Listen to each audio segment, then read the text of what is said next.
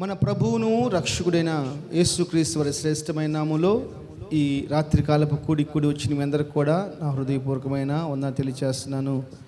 దేవుడు నిండారులుగా మిమ్మల్ని కృపతో దర్శించునుగాక. బైబిల్ తెరిచి అపోస్తుల కార్యము 23వ అధ్యాయము మొదటి వాక్యాన్ని మనం చదువుకుందాం. అపోస్తుల కార్యము 23వ అధ్యాయము మొదటి వాక్యాన్ని చదువుకుందాం. పౌలు మహాసభ వారిని తేరుచూచి, సహోదరులారా, నేను నేటి వరకు కేవలము మంచి మనస్సాక్షి కలవాడనై దేవుని ఎదుట నడుచుకొనుచున్నానని చెప్పాను. చాలు. మహాపరిశుద్ధుడైన తండ్రి, ప్రేమ నమ్మకం కలిగిన మా యేసు ప్రభువా, ఇప్పటి వరకు ప్రార్థనలు ఆరాధనలు చక్కగా మీరు జరిపించినారు. నీ వాక్యాన్ని ధ్యానం చేసుకోబోచుండగా నీ పరలోకపు మాటలు మా అందరికీ వినిపింపచేసి బలపరచమని యేసు నామములో ప్రార్థన చేస్తున్నాను తండ్రి. ఆమేన్. చాలా సంతోషం. ఒక చిన్న వాక్యాన్ని మనం ధ్యానం చేసుకుందాం. దయచేసి అందరూ నా వైపు చూస్తూ కొన్ని నిమిషాలు వాక్యాన్ని శ్రద్ధగా మనం ఆలకిద్దాం. దేవుని బిడ్డలారా, అపోస్తుడైన పౌలు చాలా విరివిగా సేవ చేస్తున్నటువంటి కాలం అది. ఆ కాలంలో ప్రభువును ప్రకటిస్తున్నందుకై అతను పట్టుకొని మహాసభ వారి ఎదుట నిలబెట్టినారు. ఆ మహాసభలో ఉన్న ఆ పౌలు అతను ఎందుకు ఆ సభలో నిలబెట్టారు, అతను ఎందుకు దోషిగా చేశారు అంటే, బైబిల్ చెప్పే పాఠం ఏంటంటే, లేఖనాలు బోధించే విధానం ఏంటంటే, అతను దేవుణ్ణి పాటిస్తున్నాడు, అది వాళ్ళకి తప్పైపోయింది. దేవుణ్ణి పాటిస్తున్నాడు, అది వాళ్ళకి తప్పైపోయింది. అందుకని మహాసభ వారి ఎదురు నిలబెట్టారంట. ఇప్పుడు ఏ దేవుణ్ణి అయితే ప్రకటిస్తున్నాడో ఆ దేవుణ్ణి ప్రకటిస్తున్నందుకై దోషిగా మార్చి సభ వారి ఎదురు నిలబెట్టినప్పుడు ఇప్పుడు పౌలు ఏం మాట్లాడుతున్నాడంటే, నా సహోదరులారా, నేటి వరకు నేను దేవుని ఎదుట మంచి మనస్సాక్షి కలిగిన వాడిగా ఉన్నాను. Praise the Lord. హల్లెలూయా. దేవుని బిడ్డలారా, ఇలాంటి మాట నేను కూడా చెప్పగలిగితే అంత బాగుంటుంది. మన జీవితంలో రెండు చాలా ప్రాముఖ్యం. ఏంటంటే, మన సాక్ష్యం చాలా ప్రాముఖ్యం. రెండోది, దేవుని ఎదుట మన మనస్సాక్షి చాలా ప్రాముఖ్యం. మనస్సాక్షి పరలోకానికి సంబంధించింది, దేవునికి సంబంధించిందని గుర్తుపెట్టుకోండి. సాక్ష్యం భూలోకానికి సంబంధించింది. ఒక సాక్ష్యం, ఒక విట్నెస్. నేను భూలోకంలో సాక్షులుగా ఉండాలి. 1వ అధ్యాయం అపోస్తుల కార్యం 1వ అధ్యాయం మనం చదువుతున్నాం. అదే, నాకు మీరు సాక్షులుగా ఉంటారు, భూదిగాంతముల వరకు మీరు నా సాక్షులుగా ఉంటారు. భూలోకంలో భూదిగాంతముల వరకు నేను సాక్షులుగా ఉండాలి. అయితే దేవుని ఎదుట మనం ఎలా ఉండాలి తెలుసా? మంచి మనస్సాక్షి కలిగిన వారిగా ఉండాలి. ఈరోజు నేను మాట్లాడే మాట ఏంటంటే, మనం ఎందుకు భక్తి చేస్తున్నాం అంటే చెప్తానేనండి, భూలోకమైన ఆశీర్వాదం కోసం కాదు. ఒకవేళ భూలోకమైన ఆశీర్వాదం కోసం అయితే నేను చెప్పాల్సిన అవసరం లేదు. ప్రార్థనకు వస్తే దేవుడు ఇల్లు కడతాడంటే అడుక్కునే వాళ్ళు, రోడ్ల మీద తిరిగేవాళ్ళు, షెడ్లో ఉండేవాళ్ళు అందరూ ప్రార్థనలో కూర్చుంటారు. ఆరోగ్యం ఎత్తాడు, ప్రార్థనకు రమ్మని చెప్పాను అనుకో, హాస్పిటల్కి ఎవరు పోరు, అందరూ ప్రార్థనలో కూర్చుంటారు. అలా ప్రభు చేయుటకు సమర్థుడే, కానీ అది ప్రాముఖ్యం కాదు. మనము రేపు దేవుని ఎదుట నిలబడబోతున్నాం.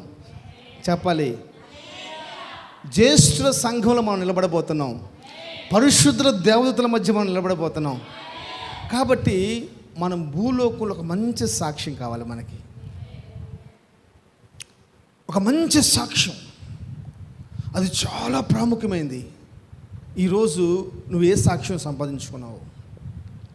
నీ ఆస్తి ఏంటంటే నీకు సంపాదించుకున్న సాక్ష్యం మాత్రమే. మన ఇంట్లో వాళ్ళు చెప్పే సాక్ష్యం, మన ఈదులో వాళ్ళు చెప్పే సాక్ష్యం, మన ప్రాంత ప్రజలు చెప్పే సాక్ష్యం. అందుకే మనం ప్రార్థనకు పోతున్నాం.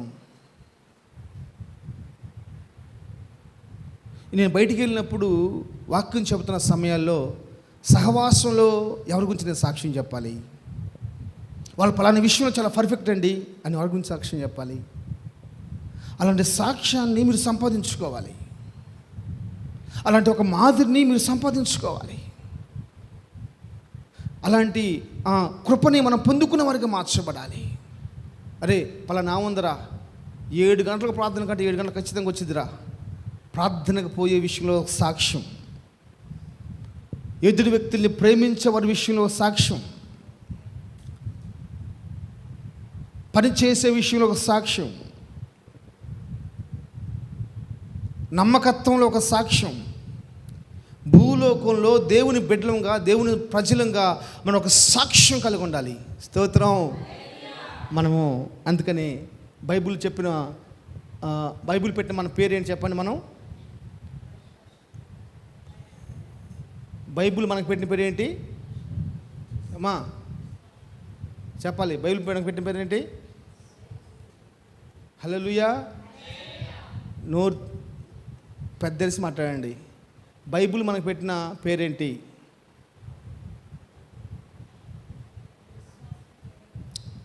హెబ్రీయులకు రాసిన పత్రిక 12వ అధ్యాయము మొదటి వచనం.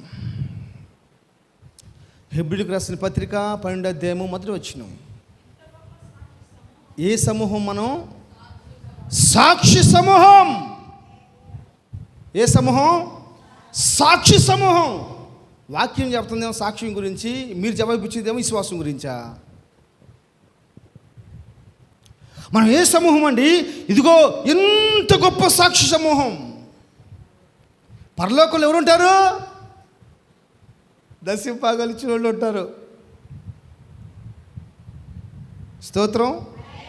ఎవరుంటారు చెప్పండి, చెప్పాలి. 1 ఎవరుంటారు? దశంభాగాలు ఇచ్చిన వాళ్ళు ఉంటారు. 2 ఎవరుంటారు? అన్నం వండిన వాళ్ళు ఉంటారు. 3 ఎవరుంటారు? కడిగిన వాళ్ళు ఉంటారు. 4 ఎవరుంటారు? ఏమంటారు? 4 వడ్డించిన వాళ్ళు ఉంటారు. 5 వాళ్ళు తిన్న వాళ్ళు ఉంటారు. 6 వాళ్ళు పాటలు పాడిన వాళ్ళు ఉంటారు, ప్రార్థన చేసిన వాళ్ళు ఉంటారు, వాక్యం చెప్పిన వాళ్ళు ఉంటారు. అవునా? ఎవరుంటారు చెప్పాలి.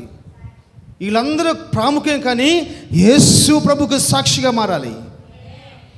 యేసు ప్రభుకు సాక్షిగా మారాలి. సాతాను గాడి ముందు చెప్పుకోవాల్సిన అవసరం లేదండి.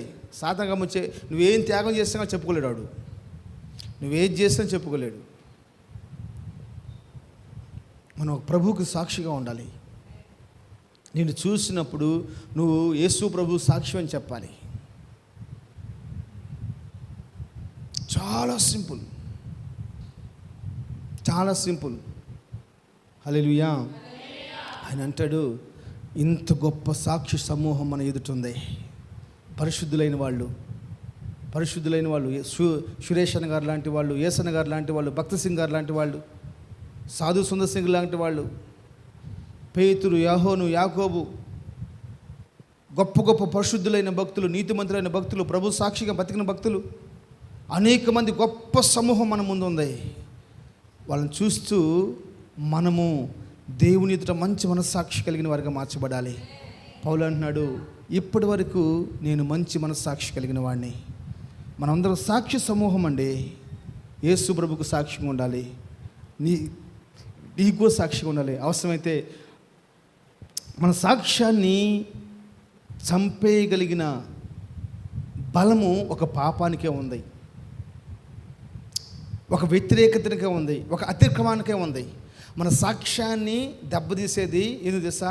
ఒక అతిక్రమము, ఒక పాపము, ఒక వ్యతిరేకత, దానికి మాత్రమే ఉంది. అందుకే పౌలు రాస్తాడు 12వ అధ్యాయంలోనే, చదువు మాది 8వ వచనమా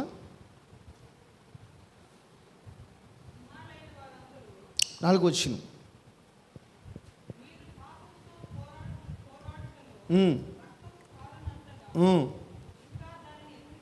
దీన్ని ఎదిరించలేదమ్మా. ఎవరు ఎదిరించలేదు? రక్తం కారణంతగా ఎదిరించలేదు. రక్తం కారణంతగా పాపాన్ని మనం ఎదిరించలేదు కాబట్టే సాక్ష్యాలు కోల్పోతున్నారు. రక్తం కారణంతగా మనం ఎదిరించట్లేదు కాబట్టి ఏం కోల్పోతున్నాం? సాక్ష్యం కోల్పోతుంది.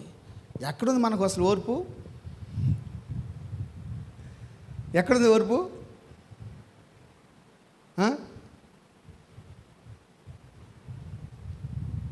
పొద్దున ఒక మెసేజ్ పెట్టాను నేను. ఎంతమంది విన్నారు మీరు చాలా బిజీ నాకు తెలుసు. ఒక రోడ్డు మీద వెళ్తున్నప్పుడు అంట ఇద్దరు ధనవంతులు కొట్టుకున్నట్టు కానీ తిట్టుకున్నట్టు కానీ ఎవరైనా చూసిన వాళ్ళు ఉన్నారా? ఇద్దరు కోటీశ్వరులు రోడ్డు మీద వెళ్తున్నప్పుడు ఇద్దరు కోటీశ్వరులు తిట్టుకున్నట్టు కానీ కొట్టుకున్నట్టు కానీ ఎవరైనా చూసారా? ఎవరైనా సమాధానం చెప్పగలరా? వాడు అడుగుతున్న క్వశ్చన్, నువ్వు చూసావా? నేను చూడలా. ఎవడు కొట్టుకుంటాడు, ఎవడు తిట్టుకుంటాడంటే తాగుపోతాడు, తిరిగిపోతాడు, గర్వం, పొగరు, అహంకారం, సాక్షి జీవితం లేనివాడు తిట్టుకుంటాడు, కొట్టుకుంటాడు, ఏమో చేసుకుంటాడు. ధనవంతుడేంది, ఇది నా డ్యూటీ కాదు, అసలు వాడు కోపమే పడ్డాడు. వాడు కోపమే పడ్డావు, గొడవ జరిగిందనుకో, సారీ బ్రదర్ అంటాడు, వెళ్ళిపోతానే ఉంటాడు అంతే. సారీ బ్రదర్ అంటాడు, వెళ్ళిపోతానే అంటాడు అంతే. నువ్వు నేనైతే దాన్ని 4 అడుగులు చేయం లాగి నువ్వు ఎందుకు కొట్టు. మొన్న ఒక చిన్న గొడవ అయింది. ఏం గొడవ తెలుసా? ఇట్ట అన్నాడంట మనోడేవాడు, ఇట్టో ఏదో అన్నాడు, ఇట్టో ఏదో మొత్తం మీద అన్నాడంట. దాని అర్థం నాకు తెలియదు వాస్తవానికి. గొడవ అయింది, భయంకర గొడవ జరుగుతుంది. నేను బండి ఆపేసి ఏంది చూస్తే పక్కన ఏందని చూస్తే వాళ్ళు ఇది సైకి చేసుకున్నారంట, దానికోసం గొడవ. దానికి అర్థం ఏదో నాకు తెలియదు. ఇట్టన్నానంటమ్మా. నేను ట్రైన్లో వస్తుంటే వాడు ఇడ్లీ తినేసేసేసి పొరపోయింది అనుకుంటాను, కిటికీలో చూసాడు. మరి ఏం చేశాడు, మొత్తం ఆ కిటికీలో స్పీడ్కి వెళ్తున్న ట్రైన్, కిటికీలో ఊయంగానే కిటికీ పక్క నేను కూర్చోన్నాను, ఆ పక్క వాడు కూర్చున్నాడు. అతను కూర్చున్నాడా అన్న, నా ఎదురు ఒక లేడీ కూర్చొని ఉంది. వాడు ఊసింది మొత్తం ఈ కిటికీలోకి వచ్చేసింది. జనరల్గా వస్తుంది అంతే, నీళ్ళు కడిగినా కానీ ఈ కిటికీలోకి వస్తుంది. జాగ్రత్తగా ట్రైన్లో పోయేటప్పుడు పక్కన వాళ్ళకి ఇబ్బంది లేకుండా మీరు నడుచుకోండి. పక్కన వాళ్ళని ఇబ్బంది పడాల్సిన అవసరం లేదు. సీట్ దొరకలేదు అనుకో, గొడవ పడాల్సిన అవసరం లేదు. 10 నిమిషాలు కూర్చుంటే చాలు. కింద కూర్చోండి, అవసరం అయితే వచ్చి నష్టమే లేదు. గొడవ పడవలసిన అవసరం లేదు. మా సాక్షిని దెబ్బతినకూడదు. మనం రాయల్ ఫ్యామిలీ కాదు, పెద్ద దీనిలో పుట్టి పెరిగి వచ్చిన వాళ్ళని కాదు, కాబట్టి వచ్చిన నష్టమే లేదు. హల్లెలూయా. ఇక పక్కన ఉన్న ఆమె పక్కన సీటు పక్కన పడింది, ఆ ముఖం మీద కూడా పడలా. నా ఇదంతా పడిపోయింది చండాలంగా. నా హ్యాండ్ కర్చీఫ్తో మొత్తం చూసుకొని బయటపడేసింది దాన్ని. ఆమె తిడుతుంది, వాడిని బైకని తిడుతుంది. ఆమె పడిందేదో పడిపోయింది, ఏం చేస్తాం? కావాలని చేయడుగా. అంటే కొంచెం ఓర్చుకోవచ్చు, దేవుని ప్రేమ ఉంది కాబట్టి నేను ఓర్చుకోగలిగాను. అది గొప్పతనం కూడా కాదు. స్తోత్రం. నేను చెప్పే విషయం ఏంటంటే, ఇద్దరు ధనవంతులు రోడ్డు మీద తిట్టుకుంటాం కానీ కొట్టుకుంటాం కానీ చూసారా? కోటీశ్వరులు, వ్యాపారవేత్తలు చూడరు, వాళ్ళ కోపం ఉండదు, వాళ్ళ సమయం ఉండదు. ఫస్ట్ ఒక్క విషయంలో నువ్వు ఆలోచించు ఒకసారి. ఒక విషయం నీకు అక్కడికి వస్తే అసలు నువ్వు సర్దుకొని పోతావా? అసలు నువ్వు క్షమించగలవా? అలాంటి మనసు నీకుందా? బైబిల్ పట్టుకున్నాక ప్రార్థన చేస్తున్నాం. మనం సాక్షులుగా ఉండాలి కదమ్మా, అందుకని ప్రార్థనకు వస్తున్నాం. మోటివేషన్ సెక్షన్ కాదు ఇవి, మోటివేషన్ క్లాసెస్ కాదు. మనం పరలోక రాజ్యం కోసం సిద్ధపరచబడుతున్న వాళ్ళము, పరలోకం కోసము, పరలోక పౌరసత్వం సంపాదించుకునే వాళ్ళము. స్తోత్రం. నేను ఇక మీద చెప్పే సాక్ష్యం ఏంటి తెలుసా? ఇక మీద చెప్పే మాట ఏం తెలుసా? నువ్వు, నేను, మనమందరం కూడా ఒక మంచి సాక్షి సమూహంగా మార్చబడిపోవాలి. అది సాక్షి గుంపు అని చెప్పాలి. స్తోత్రం. నాకు తెలిసిన మా సహోదరి నాకు చాలా ఇష్టం. ఎప్పుడేం చూడు, ఎక్కడైనా చూడు, ప్రతి సంఘంలో ఆమె కనపడతా ఉంటుంది. ఈ మధ్యకాలంలో హోసన్న ప్రార్థనా మందిరం రక్షించబడి బాప్తిసం తీసుకొని ఎక్కడంటే అక్కడే కుక్కలా తిరుగుతూ ఉంటారు. కుక్కలు. సాక్ష్యం లేదు. ఈరోజు సాక్ష్యం లేదు ఆమెకి, ఈరోజు సాక్ష్యం లేదు. అందుకే నేను అప్పుడు చెప్తా ఉంటాను, సహవాసం, నువ్వు చాలా ఇంపార్టెంట్ పర్సన్. నీ కాడికి ఇంకొకటి రావాలి, కానీ నిన్ను మించిన భక్తి కలిగిన వారు ఉంటే వాళ్ళ కాడికి పోవాలి. నీ కాడకు ఇంకొకరు రావాలి, కానీ నువ్వు ఇంకొకరి కాడికి పోవాల్సిన అవసరం లేదు. ఎందుకంటే వాళ్ళు భక్తిహీనులు కాబట్టి, భక్తి తెలియని వాళ్ళు కాబట్టి, లోకానుసారంగా ఉన్నవాళ్ళు కాబట్టి. అది ఏదైనా కావచ్చు. అది చెప్తుంది బైబిల్. ఏం చెప్పిందంటే, రక్తం కారణందుకు మీరు ఇంకా పోరాడలే. దానిలో పరలోకి రాసుకుంటా ఉంది. పైన కూర్చొనేసేసి ఈ రాంబాబు వాడు బతికేంది, పలానా వాడు బతికేంది, ఈడు బతికేంది అన్నీ రాసుకుంటారు. పరలోకం రాసుకుంటుంది. రాసుకుని దానికి ప్రతిఫలం ఇచ్చింది అంతే. నువ్వు దేంతో కనెక్ట్ అయి ఉన్నావో, నీ సాక్షి జీవితం ఏంటో. నేను చాలాసార్లు చెప్పాను, అమ్మ నువ్వు తప్పు చేస్తున్నావు తల్లి, అలా పోకూడదంట. అంటే అంటది, ఏమైద్ది అయ్యా, ఏమైద్ది? అక్కడ ప్రార్థన ఇక్కడ ప్రార్థనే, అక్కడ ప్రార్థన ఇక్కడ ప్రార్థనైనా తీర్మానం కలిగిన దైవజనులు, రోషం కలిగిన దైవజనులు, ఉపవాసాలు, కన్నీళ్ళు, మోకాళ్ళు అన్నిటికీ త్యాగం చేసిన దైవజనులు. అలాంటి సహవాసం విడిచిపెట్టేసేసి డబ్బుల కోసం పని చేసుకునే వాళ్ళతో పోయి నువ్వు కలిస్తే ఎలా అంట? అన్నీ ప్రార్థనలేనా? సాక్ష్యాన్ని మనం కాపాడుకోవాలి. నీకున్న సాక్ష్యాన్ని కాపాడుకోవాలి. నిన్ను చూసినప్పుడు చెప్పాలి, అబ్బా రోషం కలిగిన వాళ్ళు రా, వాళ్ళు రోషం కలిగిన వాళ్ళు రా, వాళ్ళకి ₹1,00,000 ఇచ్చిన ఆదివారం పనికి పోర్రా అని చెప్పాలి. రోషం కలిగిన వాళ్ళు రా, వాళ్ళ సహవాసం వాళ్ళ సేవకులు తప్ప వేరే వాళ్ళతో వాళ్ళు తిరగరు అని చెప్పాలి. ఉంటే భక్తి చేస్తే అలాగే చేయాలరా. ఒక మాదిరిని చూపించొద్దా? ఒక రోషం కలిగి నువ్వు బతకొద్దా? ఏం చెప్పాలి నీ గురించి సాక్ష్యం? దేవుడు ఏం చెప్పాలి? దేవుడు అంటాడు, అవేయ్ రేయ్ నిన్ను ఎటారా, నల్ల మొఖం ఎట్రా, ఏందయ్య గౌరవ్, నా కుమారుడైన యోబు గురించి నువ్వు ఆలోచించావా? అసలు మీరు ఆలోచించండి. సాధారణంగా ఆడితే దేవుడు ఒక వ్యక్తి మాట పలకటం అంటే మామూలు విషయమా? ఎంత గొప్ప సాక్ష్యం అండి. అరే వారంలో 4 రోజులు పనికిపోతే నీ సాక్ష్యం ఏంది? ప్రార్థన చేసుకోవు, మనసే రాట్లా. పని ఇస్తేనేమో ప్రార్థనకు రావు, పనికిపోతేనేమో ఉద్యోగం ఇవ్వకపోతేనేమో ప్రార్థనకు రావు, ఉద్యోగం ఇస్తేనేమో బిజీ వల్ల ప్రార్థనకు రావు. ఉద్యోగం ఇవ్వకపోతేనేమో ఉద్యోగం ఇవ్వలేదని ప్రార్థన రావట్లా. సరే దేవుని బిడ్డలు ప్రార్థనా పరులు ప్రార్థన చేసి వాడికి మంచి ఉద్యోగం ఇప్పించావనుకో, ఈ ఉద్యోగం బిజీలోకి ప్రార్థన రాకపోతుండవి. ఏ సాక్ష్యం ఉంది నీకు? ఏ సాక్ష్యం ఉంది? అయ్యా ప్రభా నీకు నేను చెప్పాను సంధ్యాకి, నేను దయచేసి ప్రార్థన మాత్రం మిస్ చేసుకోబాకమ్మా, చాలా ఇంపార్టెంట్, సహవాసం కోల్పోవద్దు నువ్వు అన్న. రేపు ఎట్టి పరిస్థితి నేను వస్తానన్నా, కంపల్సరీ వస్తానన్నా, పర్మిషన్ తీసుకుంటానని చెప్పేసి అంది. నా కోసం కాదు, నీ కుటుంబ క్షేమం కోసం. స్తోత్రం, హల్లెలూయా. సాక్ష్యాన్ని కాపాడుకోవాలి. ఉద్యోగం లేకపోతే ప్రార్థన రావట్లేదు, ఉద్యోగం వస్తే బిజీ వల్ల ప్రార్థన రావట్లేదు. ఉద్యోగం వచ్చిన తర్వాత, పని వచ్చిన తర్వాత, ఆశ్రయించబడ్డ తర్వాత నేటి భక్తి కంటే ఇంకెక్కువ భక్తి చేయాలి. స్తోత్రం, హల్లెలూయా. మీరు చదువుకోండి, దావీదు రాజుగా మార్చబడక ముందు మీకు కనపడిన మాట, దావీదు రాజుగా మార్చబడిన తర్వాత కనపడే మాట, నా జీవితకాలం అంతా నీ మందిరంలో ఉండాలని చెప్పేసి అని కోరుకుంటాడు. నా జీవితకాలం అంతా నీ మందిరంలో ఉండాలి, నివాసం చేయాలంటాడు ఆయన. నా ఆశది అంటాడు ఆయన. హల్లెలూయా. ఈరోజు నేను చెప్తున్న మాట ఏం తెలుసా? నీకే సాక్ష్యం ఉంది? నువ్వు సంపాదించుకున్న ఆస్తి ఏంటి? అదే కదా. భూలోకంలో నువ్వు ఎంత సంపాదించుకున్నా కానీ అదంతా పోతుంది కదా. దయతో నేను చెప్తున్నాను దేవుని బిడ్డలారా, దేవుడు నిన్ను నమ్మి మంచి సహవాసాన్ని ఇచ్చాడు. దేవుడు ఏర్పరచుకున్నాడు, లేకపోతే సహవాసం ఇలా ఉండదు. ఈరోజు ఈ రకంగా ప్రార్థన జరుగుతున్నాయి ఎక్కడంటే నీకు మంచి సాక్ష్యం ఇచ్చాడు, మంచి సంఘాన్ని ఇచ్చాడు. ఈ సంఘంలో మంచి సాక్ష్యం కలిగిన వారికి మీరు మార్చబడాలి. మీ నోటి మాట రోడ్డు మీద వినపడకూడదు. నేను చాలాసార్లు చెప్తున్నాను, అది మేలుకైనా కీడికైనా మన మాట వినపడకూడదు. కోపం దయచో తగ్గించేసుకోండి, కోపం పడబాకండి. కోపం వల్ల నష్టమే కానీ మేలు జరగదు. అందుకని నటించవద్దు. కోపం పెట్టుకొని కోపం రానట్టు నటించవద్దు.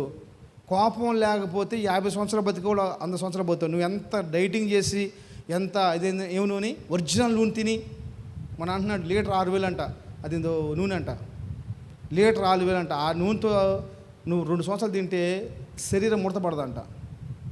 లీటర్ 6,000 అంట. ఎంత తిన్నా ఏం కదంట, ఏం నూనె తెలియదు, శరీరం ముడతపడదంట. చాలామంది వాడుతున్నారంట అది నూనె. లీటర్ 6,000 అంట. మరి దీంతో దయ చేస్తున్నారో మనకు తెలియదు. నీళ్ళు లీటర్ 6,000 అంట. అవి తాగితే ఎముకలు గుజ్జు పెరిగిద్దంట, చాలా బలంగా ఉంటారంట.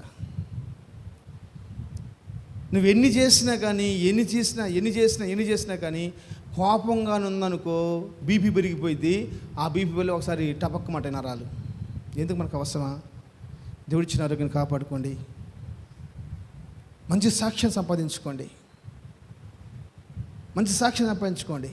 మా నాన్న దేవుని కోపం పట్టేసేసి బయట వాళ్ళకి అందరికి పెట్టేవాడు, ఇంట్లో మాత్రం తిని పెట్టేవాడు కాదు. ఆయనతో పోతే కావాల్సిన వాడికి కావాల్సినంత మందు భుజమావినాడు కానీ చెప్తాడు, తాగినోడికి తాగినంత మందు. ప్యాకెట్ ఆడితే డబ్బులు ఇవ్వండి, డబ్బులు ఎత్తాడు. ఇంట్లో మాత్రం బియ్యం వేయడు. అది ఆయన సాక్ష్యం. స్తోత్రం. నేను ఒక అమ్మాయి గురించి చెప్తాను మీకు. 3వ అధ్యాయము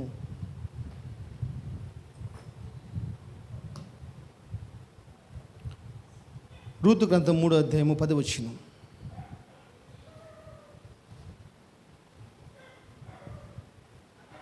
అతడు, నా కుమారి, నీవు యెహోవా చేత దీవెన నొందిన దాను. Praise the lord. అలాగ ఉంచానమ్మా. నాకు ఈ మాట చదువుతుంటే పక్క పోవద్దని పెట్టలేదు. బోయస్ అంటాడు, నా కుమారి, నువ్వు యెహోవా చేత ఏం చేయబడ్డావంట? ఎప్పుడు ఎక్కడమ్మా? మోయాబు దేశంలోనే. అయితే మోయాబు దేశంలో ఆ ఇంట్లోకి వచ్చిన నయోమి ఇంట్లోకి వచ్చిన ఓర్ప, రూతు ఇద్దరు కూడా యెహోవా దీవెనలు పొందుకున్న వాళ్ళే. అయితే దాన్ని అనుభవించడం కోసం, దాన్ని పొందుకోవడం కోసం రూతు మోయాబులో వాళ్ళ తల్లిదండ్రుల ఇంటికాడ నివసించకుండా అత్తతో పోరాడి గెలిచి, నువ్వు ఉన్న చోట నేను ఉంటాను, నువ్వు చచ్చిన చోట నేను చేస్తానని చెప్పేసి అని ఆమె బెత్లెహేముకి వచ్చింది. ఎక్కడ చెప్పండి? అక్కడే. దేవుడు నువ్వు లోకంలో ఉన్న నిన్ను ఇక్కడ ఎందుకు కూర్చోబెట్టి తెలుసా? లోకంలో తిరుగుతున్న నిన్ను, ఆచారకరమైన భక్తిలో, అలవాటుకరమైన భక్తిలో నిన్ను ఇక్కడికి ఎందుకు తీసుకొచ్చాడు తెలుసా? నువ్వు యెహోవా చేత దీవెన నొందిన వాడవు. ఆ దీవెను నువ్వు అనుభవించాలి. సాగుకు వచ్చి 7 సంవత్సరాలు ఇప్పటి వరకు నా దేవుడు ఏది తక్కువ చేయలా. ఇప్పటి వరకు ఎన్నో లక్షల రూపాయలు అప్పు చేశాను, ఈ సంవత్సరం తీసేసాడు ప్రభు. స్తోత్రం. హల్లెలూయా. అందుకు చెప్తున్నాను, ఆయన చేసే ఒక్క సంవత్సరం, ఒక్క చిన్న మేలు ఆయుష్కాలం మొత్తం సరిపోద్దండి. స్తోత్రం. ఆయన చేసే ఒక మేలు ఒక వ్యక్తి ఆయుష్కాలం అంతా సరిపోతుంది. అందుకనే మేలైన కీడైన పౌలు రాస్తూ మాట్లాడతాడు 8వ అధ్యాయంలో, కరువైన, ఖడ్గమైన, వస్త్రహీనతైన, ఉపద్రవమైన అది ఏదైనా సరే యేసయ్య ప్రేమ నుంచి నన్ను వేరు చేయలేదు. యేసయ్యకి జీవితకాలం అంతా మన కృతజ్ఞులమే. ఎందుకు తెలుసా? ఆయన ఎప్పుడైనా సరే 24 గంటల్లో ఎప్పుడైనా సరే ఒక చిన్న మేలు చేసాడనుకో చాలు, అయిపోయింది, క్లోజ్, అంతే. నీ శరీరాన్ని కోసుకున్నా ఏం చేయలేం. ఆ దేవుడు అనేవాడు ఉంటే, అసలు ఆ మాటే దెయ్యం మాట. ఆ దేవుడు అనేవాడు ఉంటే నాకు ఈ సహాయం చేయొచ్చు కదా. చేస్తాడు. కొంచెం ఆగురా బాబు, ఎందుకంత టెన్షన్ నీకు? అసలు ఆగట్లేదు నీకు. షుగర్ ఏమైనా ఉందో ఏమో అర్థం కావట్లా. షుగర్ ఉంటే పోయినా మన పక్కన బాతులు ఉంటాయి కదా.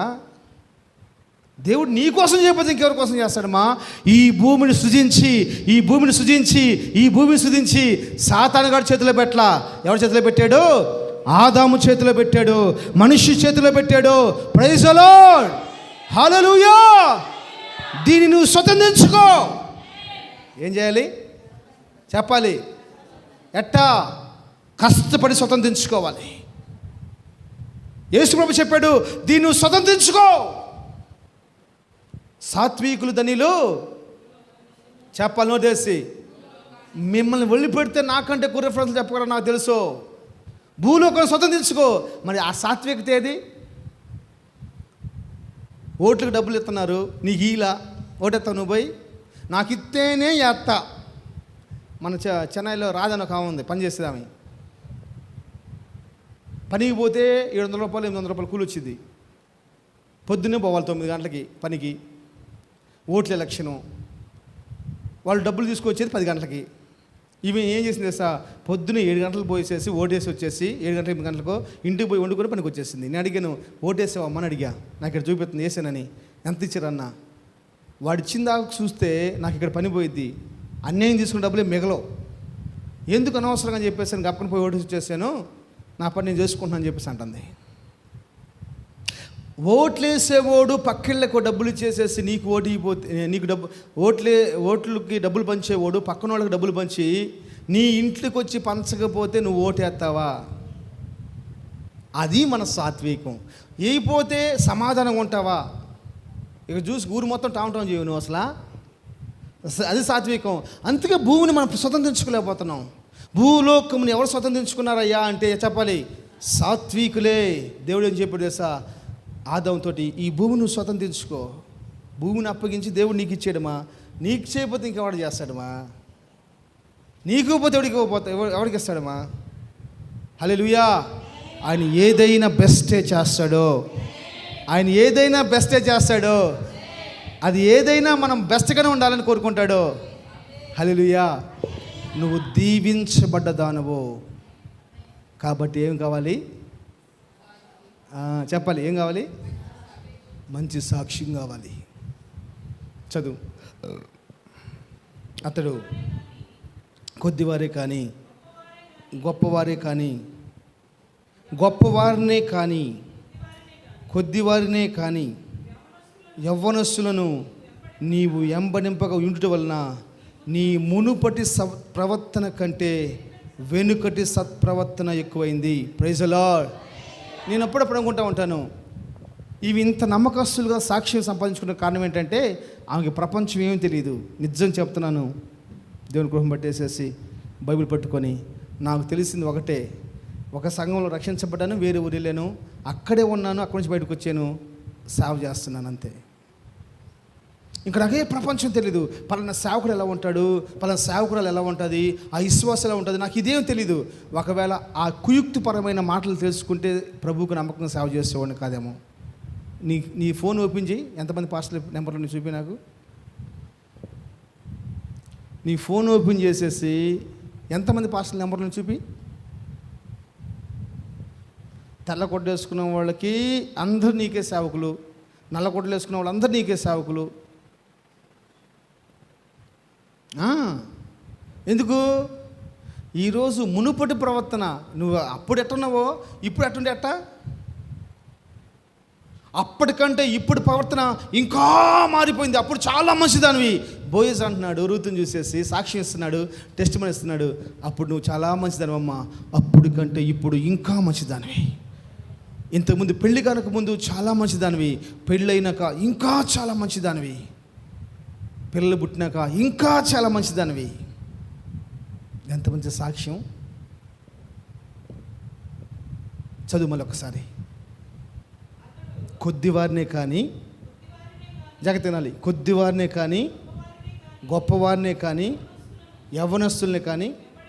ఇప్పుడు నాకు చూడండి, కొద్దివారే కానీ అంటే చిన్నవాళ్ళు కానీ పెద్దవాళ్ళు కానీ, ధనవంతులు కానీ దరిద్రులు కానీ. దరిద్రులతో ఎలా మాట్లాడాలో రూతుకు తెలుసంట, ధనవంతులతో ఎలా మాట్లాడాలో రూతుకు తెలుసంట, బీదవారితో ఎలా మాట్లాడాలో రూతుకు తెలుసంట, యవ్వనస్తులతో ఎలా మాట్లాడాలో రూతుకు తెలుసంట. అందుకని ఆయన అంటాడు, అంతకుముందు నేను ఎలా ప్రవర్తించావో ఆ ప్రవర్తన కంటే ఈ ప్రవర్తన చాలా అమోఘం. ఏమి తెలుసండి బోయోస్కి? ఎంతమంది సాక్ష్యం ఇస్తున్నాడు. ఆ సాక్ష్యం అందరూ అంగీకరించొద్దు. రాంబాబు మంచుడు అని చెప్పేసి అని ముసుగేసుకుని నువ్వు చెప్పినంత మాత్రాన దేవుడు అంగీకరించాలి, సమాజం అంగీకరించాలి.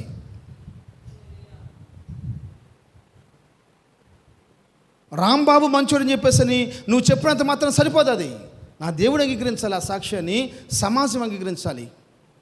ఆ చెప్పే సాక్ష్యాన్ని పక్కన పెట్టుకుంటే సరిపోవాలి. ఇదే కొంచెమే కదా అనుకున్నా కుదరదు. కొద్దివారినే కానీ గొప్పవారినే కానీ యవనస్తుల్ని కానీ నువ్వేం చేయలేదు, వెంబడించలా. ఎందుకు తెలుసా? ఎవరినంటే వాళ్ళని వెంబడించి అట్టంటే అట్ట జీవిస్తే ఏదన్నా జరిగిద్దామని అని భయం ఆమెకి.